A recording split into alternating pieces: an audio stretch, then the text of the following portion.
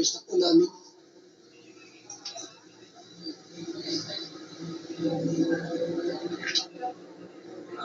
June 2 at 11, 10 or 15 ang nangyari po. Nakakalungkot naman isipin, pero talagang yan ang buhay ko ng tao. Kaibigan. So,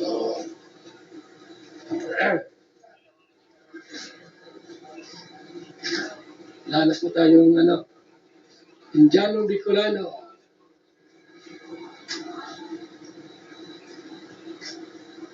Yung pakasip po ng pagkabangga ay akala natin basta ganun lang po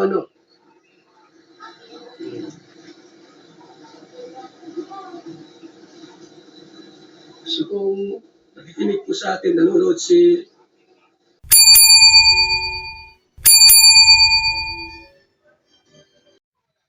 So ayan, mga kabayan ko. Dito naman po ako. Kumusta po kayo dyan? Mga kabayan ko dyan. Luzon, Visayas, Mindanao, hanggang sa ibang bansa ng mga OFW. Ang mga kabayan natin. Welcome po kayo sa aking YouTube channel.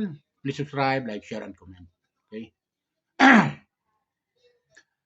Shoutout muna kay Kuya Bal, kay Ate Edna, kay Kalinga Prab, kay Pugubihero, kay Krishna, kay Katekram, kay Daddy Frankie, kay Miss Ivana Alawi, kay Senator Rapi Tulfo sa kanyang programa. Shoutout sa inyo lahat. Alam niyo mga kabayan ko, ito yung mga binabanggit yung mga charity vlogger. Ito yung aking mga pinapanood, sinusubaybayan sa mga upload video nila na kung saan ay puro pagtulong sa mga kababayan natin na nangangailangan. Diba? Ito yung mga hinahangaan kong charity vlogger. Ngunit ngayon, meron akong napanood video na do sa upload video ni Kuya Bal, yung live niya, na kung saan ay mga viewers ko ay nabalita niya sa atin, binalita niya sa atin, sana hindi totoo, mga viewers ko. Masakit man sa damdamin, pero yun ang balita niya na napanood natin kay Kuya Bal dito, kung saan ay si Kuya Rubin, o Tatay Rubin, mas kilala, o Indiano Bicolano, lalo mga nakasubaybay, simula noon, nung ma-scout ni Kalinga Prab at nag-trending kay Kalinga Prab, itong si Tatay Rubin o Indiano Bicolano ay ayon kay Kuya Bal ay namaalam na, mga viewers ko. Namaalam na.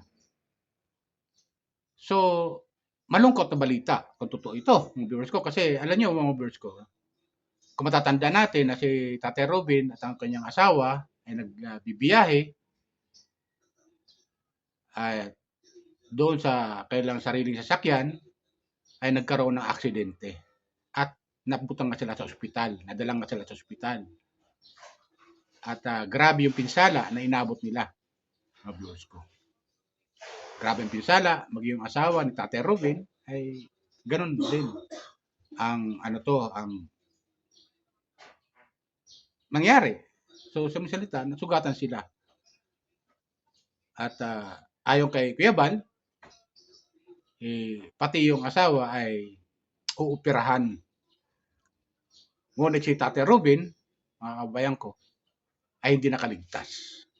Bagamat ilang araw din siya nakipaglaban sa ospital sa kanyang karamdaman o sa kanyang sa kanyang pagkaka-aksidente, dala ng pagkaka-aksidente, nakipaglaban din siya sa ospital para kahit paano makarecover, pero hindi na nakarecover.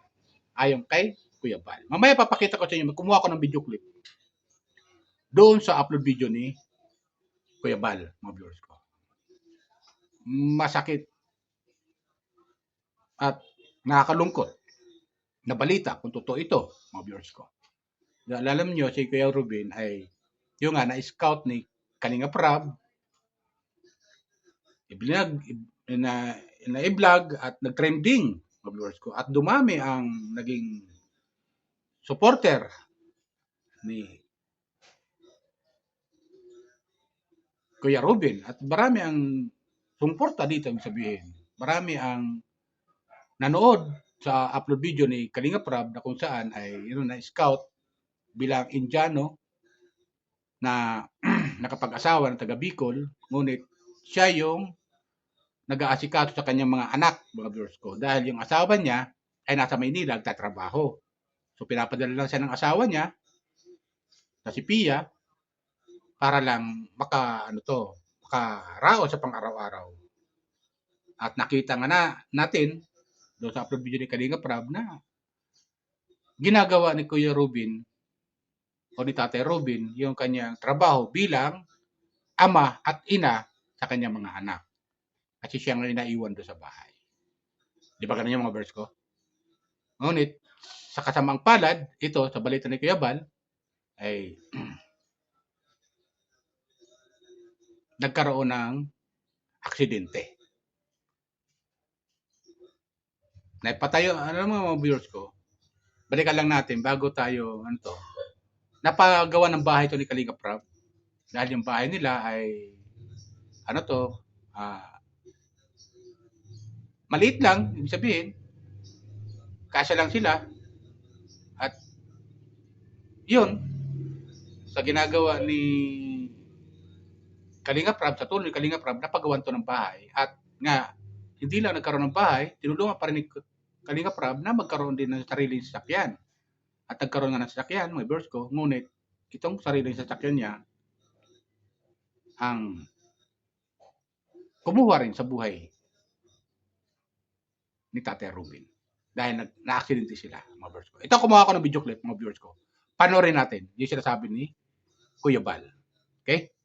Kayo na humusga. Comment lang kayo ha. Subscribe lang po kayo. Lalo-lalo yung mga viewers ni Tatay Ruben na nakasubaybay kay Tatay Ruben noon sa upload video ni Kalinga Prab. Okay? So, subscribe lang po kayo at subscribe lang po kayo at kayo na humusga kung ano masabi ninyo. Okay? Comment lang kayo. Ayos na po namin.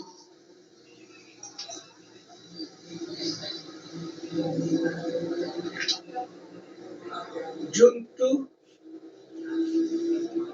at 11, 10 or 15 ang nangyari po. Nakakalungkot naman isipin, pero talagang yan ang buhay ko ng tao. Kaibigan. So,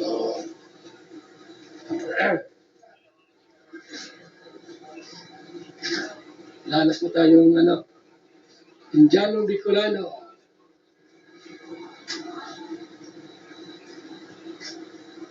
Yung pakasip po ng pagkabangga ay akala natin basta ganun lang po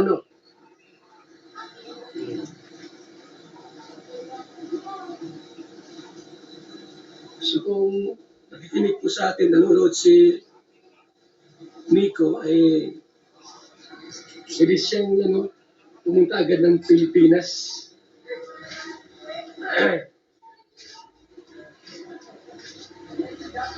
Nakaliga.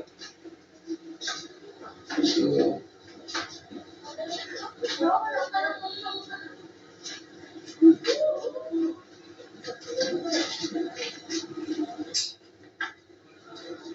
malungkot ang nangyari.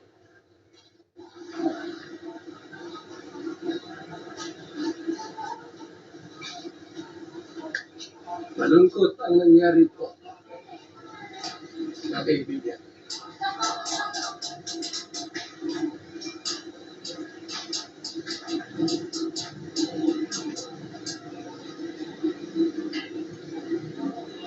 Malungkot ang naganap. So si Tay Ruben po ay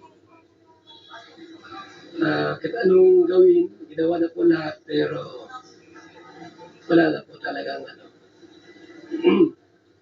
So, 10:15 o 11:15 11:15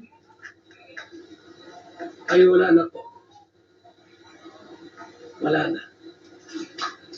Nakakalungkot, nakakalungkot. That's life. That's life. Yan ang buhay ng tao po, mga kaibigan. Yun nga yun, yung nangyari aksidente. Yung impact ng pagkabangga po ang naging dahilan. Yung impact ng pagkabangga po doon sa puno. Yun ang naging daan para ah, matapos ang lahat. So, ganun lang po mga kaibigan ng buhay natin.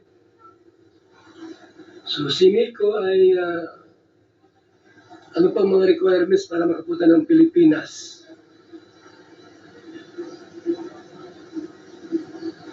Mhm. Yun lang po ang nangyari. Ginawa na po lahat ng mga doktor, ng mga nurses para makarecover pero wala na talaga. Hanggang doon lang po yung buhay. Ah,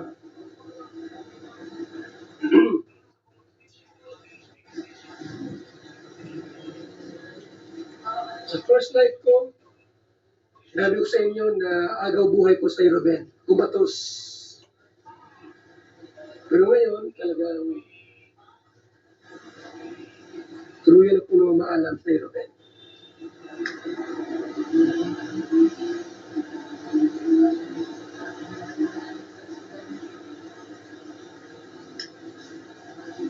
Yan ang buhay ng tao. Wala tayong magawa po mga kaibigan. That's life. Ang buhay natin na hiram lang po yan. Pinagkatiwala na po sa atin ang buhay natin.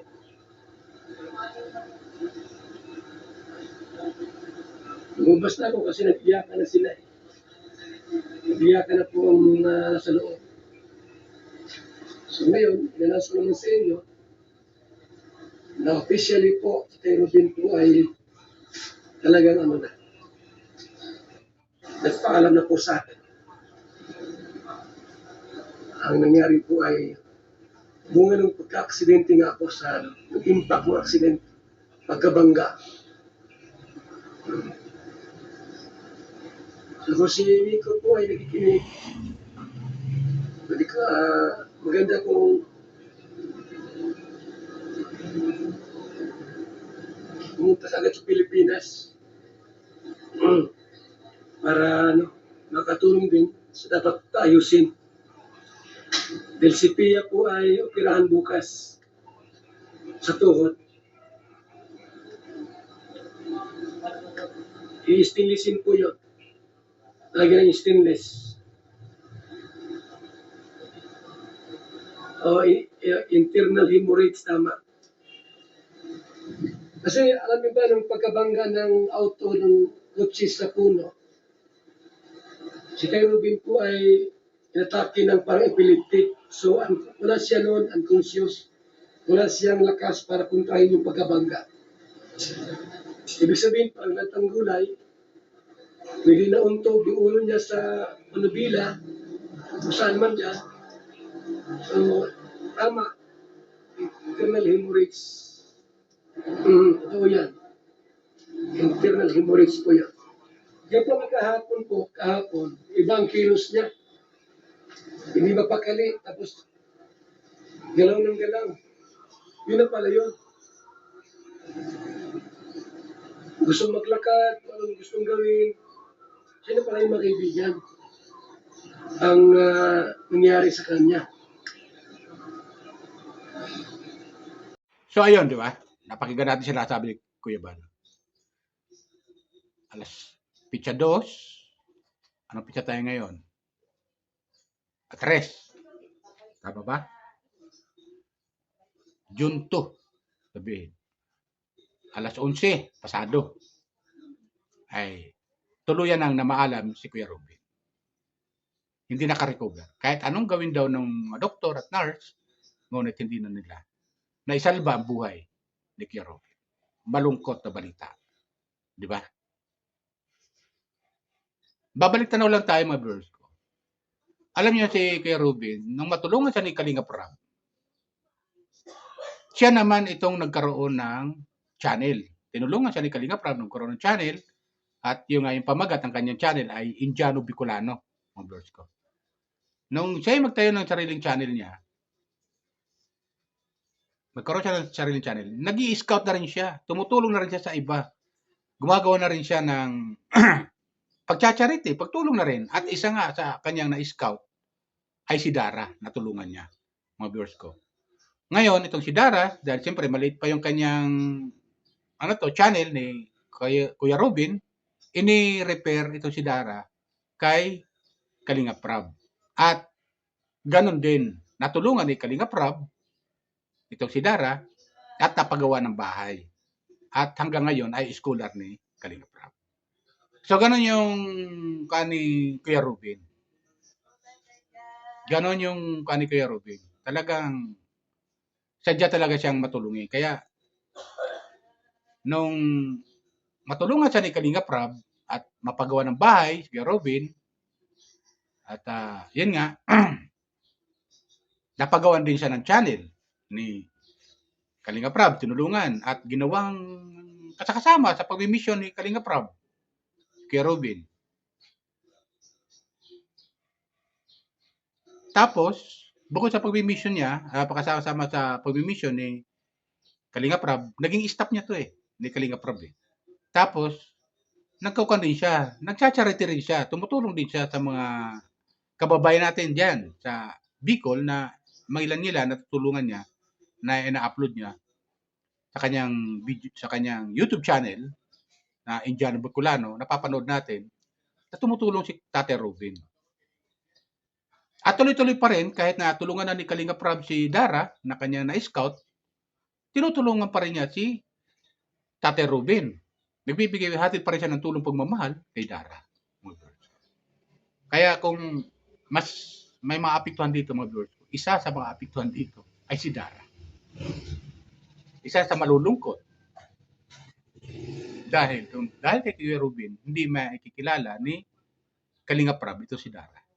Di ba? Mga viewers ko. Kaya sigurado ako na isa sa malulungkot itong si Dara. Dahil talagang sadyang ganun talaga ang buhay. Sabi ni Kuya Val, tama naman. Ang buhay natin sa mundo ay hirap lang natin sa Panginoon. Hirap lang natin. Kaya ingatan natin yung ating buhay.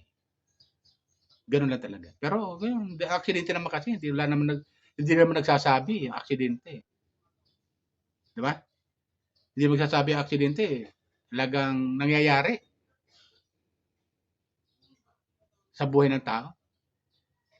Di ba? Kaya, pero mas mainam na rin yung nag-iingat. Lalo pag nagmamaniho. Di ba? Kaya wala na may mga sasakyan na sila lang mismo nagmamaniho, ingat talaga. Dubli ingat talaga. Talagang hindi malayo talaga na maaksidente ka kung hindi ka mag-iingat. Di ba ganun yun? Pero ganun pa man, siguro, sabi nga ni Kuya Val, doon sa kanyang balita, at sa kanyang, upload video, na pinarinig ko sa inyo, ay si Kuya Robin ay parang inatake ng epileptic at di niya kayang kontrolin, yung manibela, kaya bumangga at tumama yung ulo ni Kuya Robin, ni Tate Robin, doon sa manibela at nagkaroon ng internal hemorrhage. At yun siguro ang naging dahilan, naging cause ng kanyang buhay. Di ba ganun yung mga verse ko? Malungkot lang na balita. Alam nyo, isa rin sa ako na nakasubaybay dito kay Tate Robin. Simula nung matulungan siya ni Kalinga Prab, hanggang sa nagkaroon siya ng channel at tumutulong na rin siya, ay nakasubaybay na rin ako kay Tate Robin. Isa sa pinapanood ko yung upload video niya. Isang vlogger, isang charity vlogger, masabi natin, si Tate Robin, na Kalingap partner. Di ba? Pero malungkot na balita. Kung totoo ito, na balita ni Kuya Val, napakalungkot. Di ba? Kaya, condolence na lang sa pamilya ni Tate Robin. Doon talagang buhay. So, yun lang po, mga viewers ko, ang aking comment. Comment lang po kayo, ha? At subscribe lang po kayo sa aking YouTube channel, lalo na yung mga taga-suporta ni Tate Ruben. Comment lang po kayo dito sa aking YouTube channel. Like, share, and comment. Subscribe, like, share, and comment. At no-skipan. Okay? Yan lang po. Bye! Ingat po tayo lagi. Pagpalay po tayo ng pumay kapal.